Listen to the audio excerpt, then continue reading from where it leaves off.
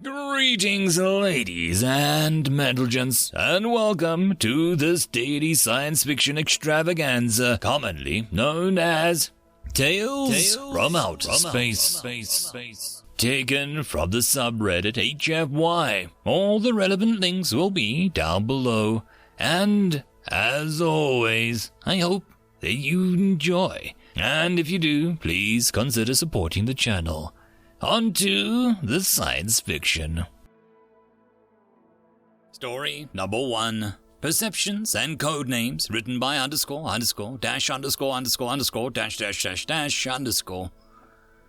I was a lowborn. To humans that didn't mean much. Humans could drag themselves up from poverty and be something. We elves weren't like that. Your birth signified your worth, and nothing was lower than a lowborn. You were tied to the plot that you were born to, unless you were traded to satisfy debts or whims of a landowner.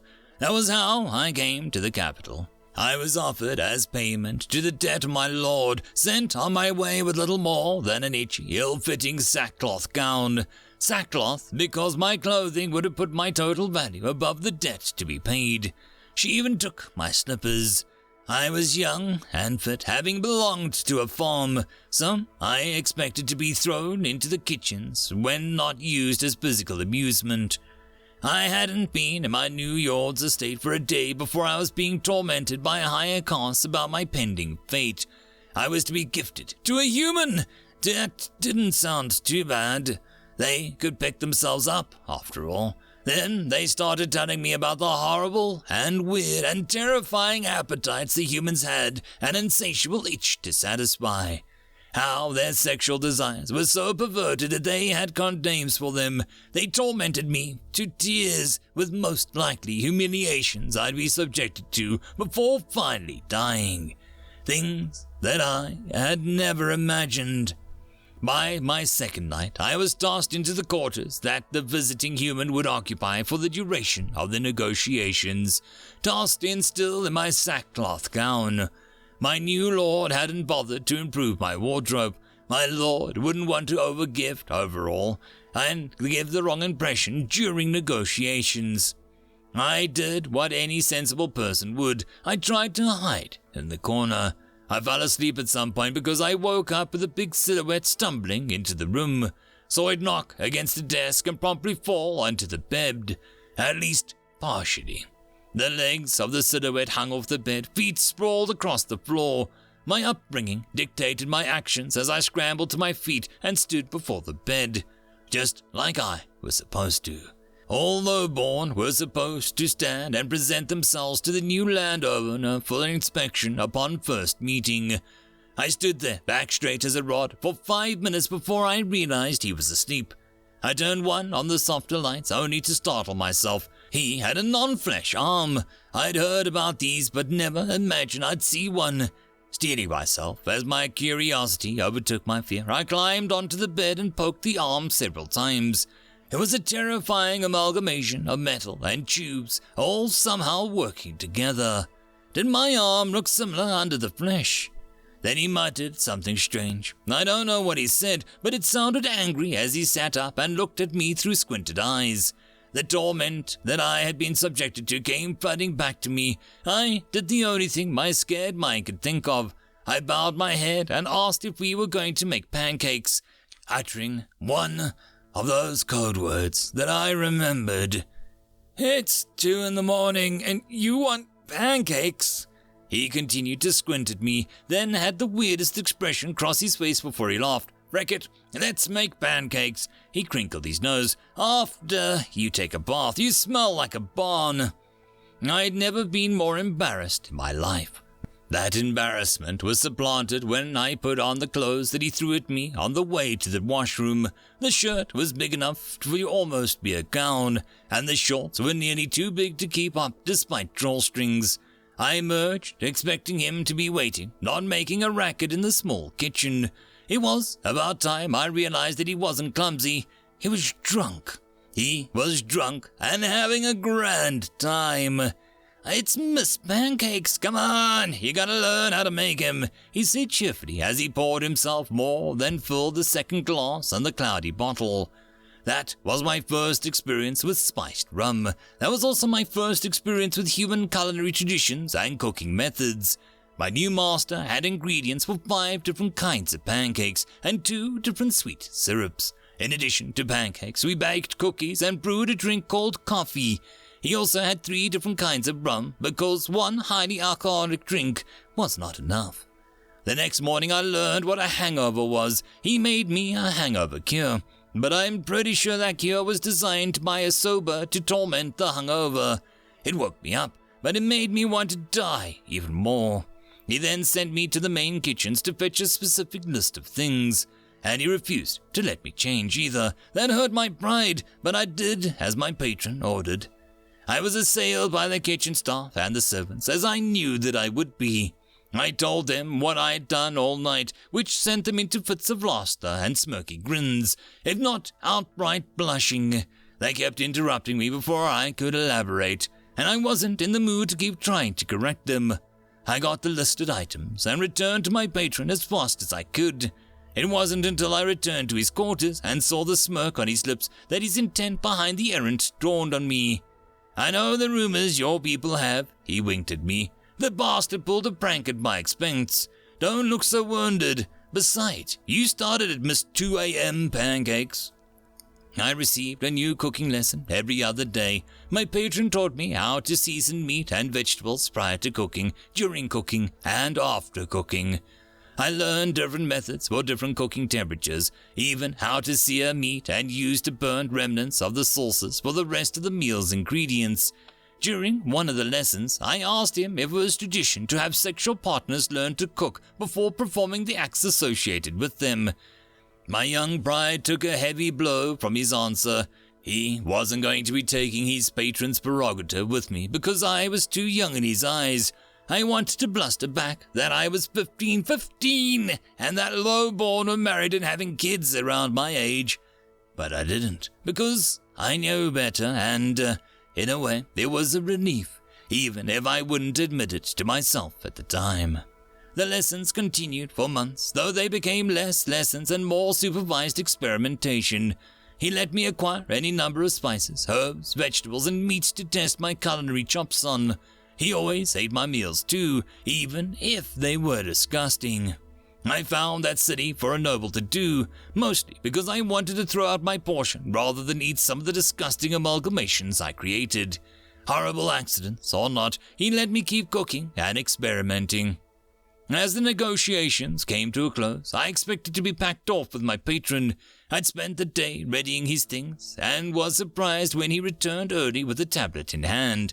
I told him I couldn't read, but he said that it didn't matter because the text wasn't in my native language.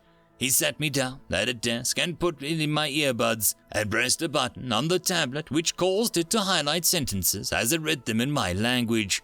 He said he'd be back after finishing the closing ceremonies.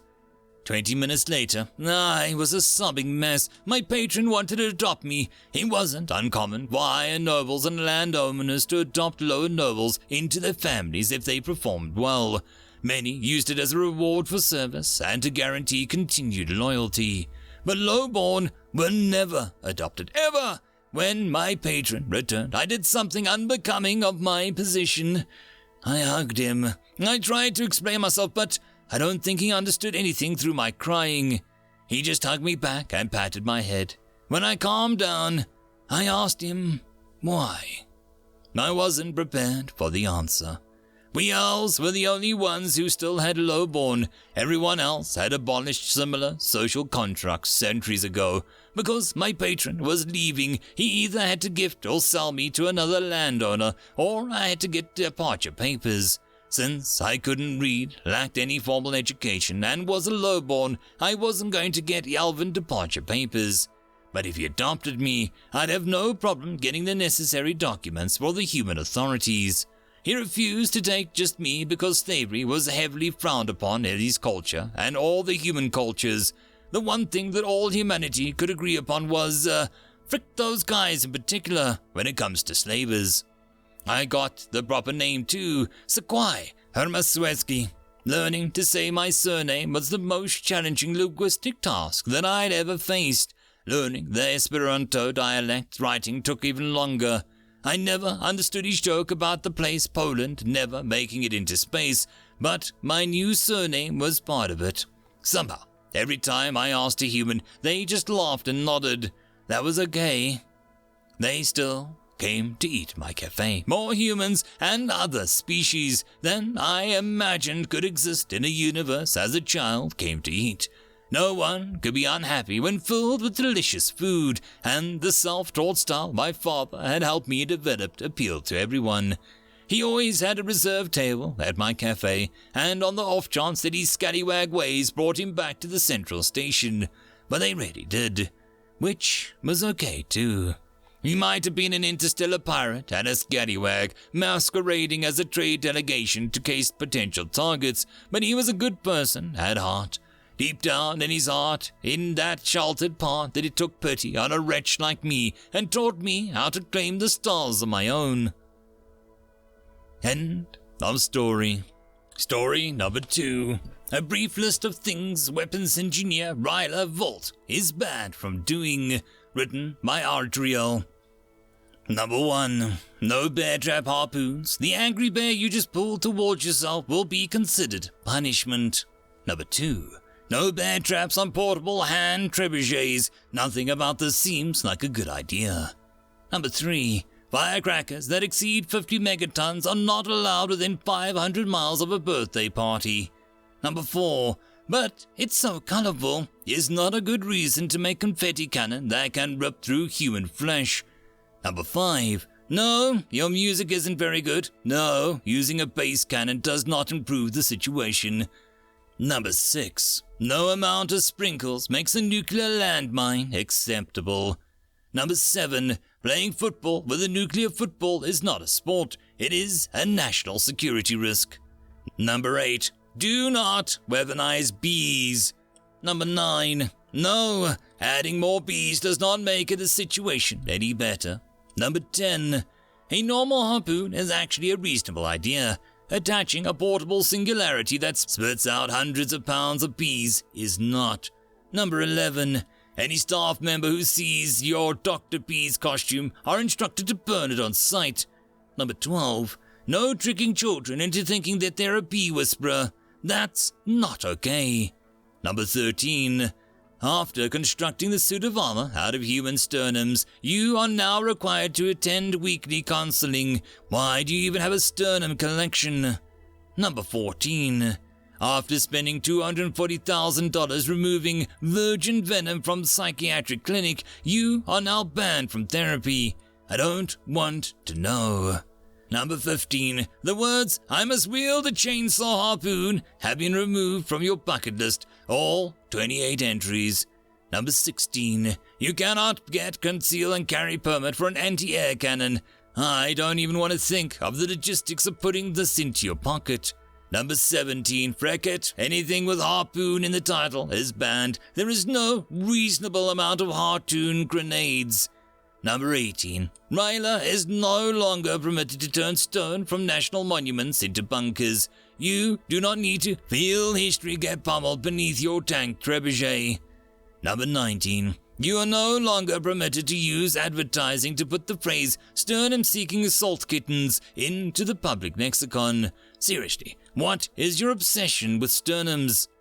Number 20. You do not need a shoulder-mounted death laser, P-vision, and an 11-meter death spike, or any other weapon installed as implants. Number 21. A gun that shoots smaller guns is not a good idea. Making them self-replicate like an infinite American nesting doll is not an improvement. Number 22. Cards Against Humanity is a game, not a weapon concept generator. End of list. And that, my friends, concludes this dose of science fiction fun. I hope that you enjoyed, and if you did, please don't forget to support the author from the link down below. But if you want to support this channel, there are links as well down below for you to help with. But the easiest way would be to share this video. And, if you are so inclined, subscribe as well. I will see you all in the next episode, and I hope that you all have a fantastic time until then. Cheers.